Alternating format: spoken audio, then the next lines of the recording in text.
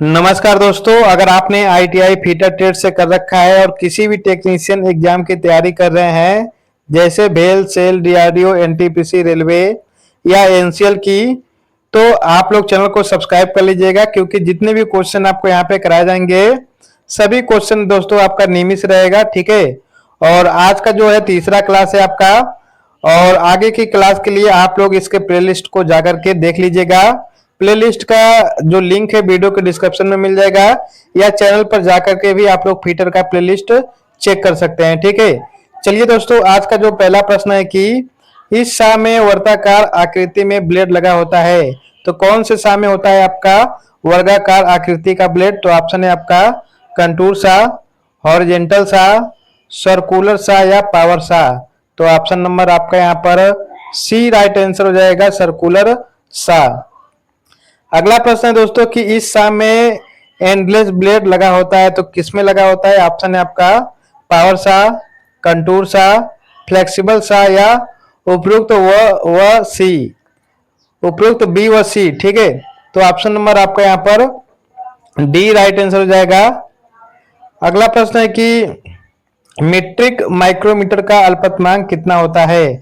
तो ऑप्शन है आपका 0.02 mm या 0.01 mm, 0.001 mm या फिर आपका 0.0001 mm। ठीक है। तो ऑप्शन नंबर आपका यहाँ पर बी राइट आंसर हो जाएगा, 0.01 mm। अगला है कि स्क्रू थ्रेड माइक्रोमीटर से चेक होता है, तो ऑप्शन है आपका मेज डायामीटर ऑफ थ्रेड, या आपका स्क्रू की पिच, या स्क्रू या बोल्ट का पिच डायामीटर, या स्क्रू की लंबाई। तो ऑप्शन नंबर आपका यहाँ पर सी राइट आंसर हो जाएगा, स्क्रू या बोल्ट का पिच डायामीटर। चलिए दोस्तों, अगला प्रश्न दिया गया है कि जब चुंबक धातुओं को आकर्षित करता है तो उसे चुंबकीय गुण कहते हैं। यह गुण किसमें होता है? तो ऑप्शन है आपका सभी प्रकार की धातुएं, नॉन फेरस धातुएं, फेरस धातुएं या उपयुक्त में से कोई नहीं। तो ऑप्शन नंबर आपका यहाँ पर सी राइट आंसर हो जाएगा, फेरस धातुएं। अगला है कि एक ट्राई स्क्वायर द्वारा जांच की जा सकती है, तो ऑप्शन है आपका गोल सतह की, ध्रुव सतह की, फ्लैट सतह की या असमान सतह की। तो ऑप्शन नंबर आपका यहाँ पर सी राइट आंसर हो जाएगा, फ्लैट सतह की। अगला है कि रेडियल ड्रिलिंग मशीन किसके चारों ओर घूमती है? तो आपका ऑप्शन है आधार, रेडियल आर्म, टेबल या पिलर। तो ऑप्शन नंबर आपका यहाँ पर डी राइट आंसर हो जाएगा, पिलर। अगला है कि डिजिटल माइक्रोमीटर एक आधुनिक माइक्रोमीटर है, इसकी विशेषता क्या है? ठीक है। तो ऑप्शन है आपका 0.001 मिलीमीटर की शुद्धता, या इसमें त्रुटि नहीं है, या जीरो रीडिंग कहीं भी सेट कर सकते हैं, या यह महंगे होते हैं। ठीक है। तो ऑप्शन नंबर सी आपका राइट आंसर हो जाएगा, जीरो रीडिंग कहीं भी सेट कर सकते हैं। अगला है कि बर्नियर कैलिपर निम्नलिखित में से किस धातु से बनाया जाता है? तो ऑप्शन है आपका forge steel, cast steel, stainless steel या हाई कार्बन स्टील। तो ऑप्शन नंबर आपका यहाँ पर सी राइट आंसर हो जाएगा, स्टेनलेस स्टील। चलिए दोस्तों, अगला प्रश्न है कि टेपर की में सामान्यतः टेपर होता है आपका, ऑप्शन है आपका 1:100 या 1:10 या 1:50 या 1:50:100। तो ऑप्शन नंबर आपका यहाँ पर ए आपका राइट आंसर हो जाएगा। अगला है कि जब टेपर शंक ड्रिल बड़ी हो और ड्रिलिंग मशीन का स्पेंडल छोटा हो, ठीक है, तो ड्रिल को बांधने के लिए किसका प्रयोग किया जाएगा? तो ऑप्शन है आपका टेपर सॉकेट, सॉकेट या स्लीव, या ड्रिल चक या विशेष अटैचमेंट। तो ऑप्शन नंबर आपका यहाँ पर ए राइट आंसर हो जाएगा, टेपर सॉकेट। चलिए दोस्तों, अगला प्रश्न दिया गया है कि जिंक क्लोराइड का उपयोग फ्लक्स के रूप में किस सोल्डरिंग पर किया जाता है? तो फ्लक्स के रूप में किस सोल्डरिंग पर किया जाता है? ऑप्शन है आपका stainless steel, mild steel, gun metal या पीतल। तो ऑप्शन नंबर आपका यहाँ पर डी राइट आंसर हो जाएगा, पीतल। अगला है कि निम्न में से किस धातु की ब्रेजिंग नहीं की जा सकती है? तो ऑप्शन है आपका पीतल, माइल्ड स्टील, मैग्नीशियम और एलॉय या एल्युमिनियम। तो ऑप्शन नंबर आपका यहाँ पर सी राइट आंसर हो जाएगा, मैग्नीशियम और एलॉय। अगला है कि ब्रेजिंग का एक फास्टनर है, क्या है? तो ऑप्शन है आपका स्थाई, अर्धस्थाई, अस्थाई या उपयुक्त सभी। तो ऑप्शन नंबर आपका यहाँ पर ए राइट आंसर हो जाएगा, स्थाई। अगला है कि मैलेट निम्न में से किस पदार्थ से नहीं बनाया जाता है? तो ऑप्शन है आपका लकड़ी, कच्चा चमड़ा और लकड़ी, या कठोर रबड़, तांबा, पीतल या स्टील। तो ऑप्शन नंबर आपका यहाँ पर डी राइट आंसर हो जाएगा, स्टील। अगला है कि सीट पर बड़े साइज के वृत्त खींचने का किसके लिए उपयोग किया जाता है? तो वृत्त खींचने के लिए किसका प्रयोग होता है आपका? ऑप्शन है आपका स्प्रिंग कंपास, बिंग कंपास, बीम कंपास या उपयुक्त सभी। तो ऑप्शन नंबर आपका यहाँ पर सी राइट आंसर हो जाएगा आपका बीम कंपास। अगला है कि यह सफेद रंग की हल्की शीट होती है जो संक्षारण व घर्षण का अधिक प्रतिरोध करती है, और इसका प्रयोग रेफ्रिजरेटर ट्रे, प्रकाश फिक्सर, खिड़की, विद्युत या यातायात उद्योगों में होता है। तो ऑप्शन है आपका aluminium sheet, lead sheet, tin sheet या रॉट आयरन शीट। तो ऑप्शन नंबर आपका यहाँ पर ए राइट आंसर हो जाएगा, एल्युमिनियम शीट। अगला है कि बिजली के कार्यों में सोल्डरिंग के लिए कौन सा फ्लेक्स प्रयोग होता है? तो ऑप्शन है आपका टेलो, रेजिन, सुहागा या जैतून का तेल। तो ऑप्शन नंबर आपका यहाँ पर बी राइट आंसर हो जाएगा, रेजिन। अगला है कि ब्रेजिंग में प्रयुक्त फ्लेक्स होता है आपका ammonium chloride, zinc chloride, hydrochloride या सुहागा। तो ऑप्शन नंबर आपका यहाँ पर डी राइट आंसर हो जाएगा, बोरेक्स यानी सुहागा। अगला है कि बाइफरकेटेड बाइफरकेटेड रिवेट नरम धातु की बनी होती है और इसका प्रयोग किस लिए होता है? तो ऑप्शन है आपका भारी कार्यों में, चमड़ा, प्लास्टिक आदि जोड़ने में, हल्के कार्यों में या फैब्रिकेशन कार्यों में। तो ऑप्शन नंबर आपका यहाँ पर बी राइट आंसर हो जाएगा, चमड़ा, प्लास्टिक आदि जोड़ने में। अगला है कि चादरों से जंग हटाने के लिए प्रयुक्त ब्रश होता है आपका लकड़ी का brush, nylon brush, wire brush या पेंटिंग ब्रश। तो ऑप्शन नंबर आपका यहाँ पर सी राइट आंसर हो जाएगा, वायर ब्रश। अगला है दोस्तों कि एसिटिलीन एक फ्यूल गैस है जिसमें कार्बन और हाइड्रोजन का अनुपात कितना होता है? तो ऑप्शन है आपका 80% कार्बन और 20% हाइड्रोजन, या आपका 92.3% कार्बन और 7.7% हाइड्रोजन, या 90.8% कार्बन और 9.2% हाइड्रोजन, या 85% कार्बन और 15% हाइड्रोजन। तो ऑप्शन नंबर आपका यहाँ पर बी राइट आंसर हो जाएगा, 92.3% कार्बन और 7.7% आपका हाइड्रोजन इसमें होता है।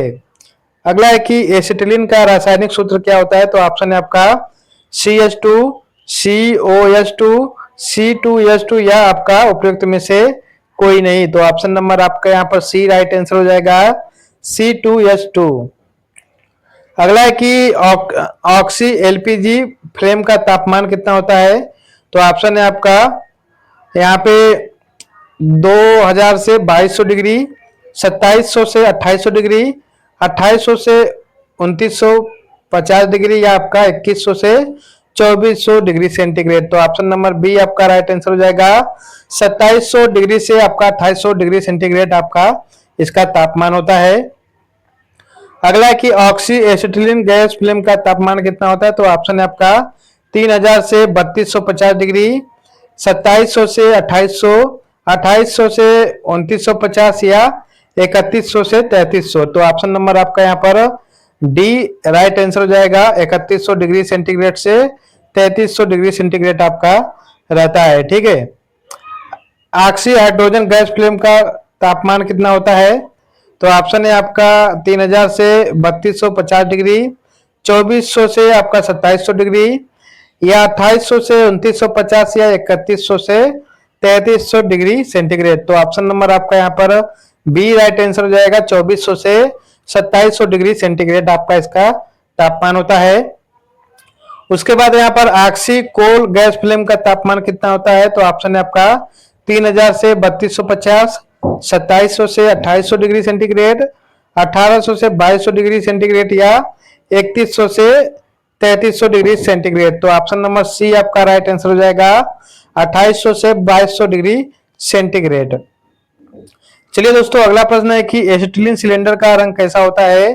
तो ऑप्शन है आपका मैरून, लाल, नीला या काला। तो ऑप्शन नंबर आपके यहाँ पर ए राइट आंसर हो जाएगा मैरून। अगला है कि ऑक्सीजन के हौज पाइप का रंग कैसा होता है? तो ऑप्शन है आपका लाल, हरा, नीला या काला। तो ऑप्शन नंबर आपका यहाँ पर डी राइट आंसर हो जाएगा काला। अगला है कि एसिटिलीन हौज पाइप का रंग कैसा होता है? तो ऑप्शन है मैरून, लाल, काला या नीला। तो ऑप्शन नंबर आपका यहाँ पर बी राइट आंसर हो जाएगा लाल। चलिए दोस्तों, अगला प्रश्न है कि ऑक्सीजन तथा एसिटिलीन गैस रेगुलेटर में मुख्य का अंतर क्या है? ठीक है, अंतर बताना है आपको। ऑप्शन है भार में छोटे बड़े होते हैं, ऑक्सीजन रेगुलेटर में दाएं हाथ की चूड़ी होती है, ऑक्सीजन रेगुलेटर में बाएं हाथ की चूड़ी होती है या उपयुक्त सभी। तो ऑप्शन नंबर आपका यहाँ पर बी राइट आंसर हो जाएगा। ऑक्सीजन रेगुलेटर में दाएं हाथ की चूड़ी होती है, ठीक है, राइट हैंड।